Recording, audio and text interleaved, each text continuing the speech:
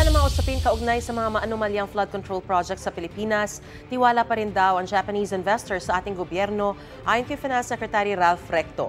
Patuloy niya silang hinihikayat na mamuhunan sa Pilipinas sa Philippine Economic Briefing sa Osaka, Japan. May unang balita si Nico Wahe. Osaka is quite well known for its good food. Magandang takbo ng ekonomiya ang ibinida ni Finance Secretary Ralph Recto sa Philippine Economic Briefing sa Osaka, Japan. 5.9% aniyang inilago ng kita sa mga produkto at serbisyo ng bansa o GDP. This is almost double the global growth rate. Our people's lives are improving.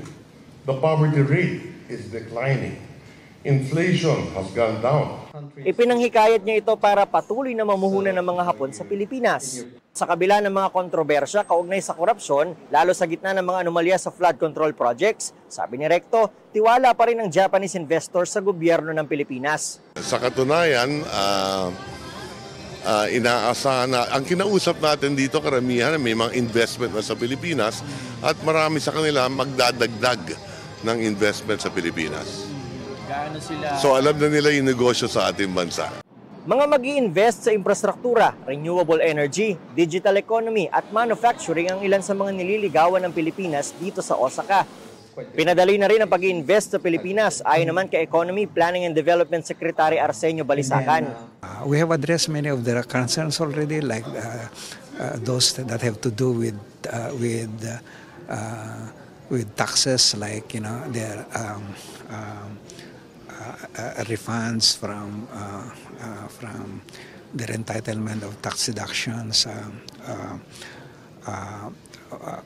but they obviously need a more coordinated response from us. And we assured them that the government will take a whole-of-government approach to address their concerns. Ang briefing sa Osaka ay pakikiisa rin sa World Expo 2025, kung saan kabilang sa dinaragsa ang Philippine Pavilion. Umaasa ang bansa na lalo nitong mapauunlad ang turismo sa Pilipinas na ipinagmamalaking isa sa economy driver ng bansa.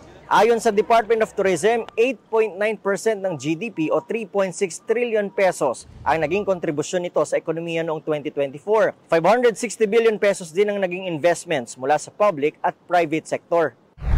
Sa mga numerong inilatag, indikasyon daw yan na ang Pilipinas handa sa mga malalaking negosyong mamumuhunan sa bansa.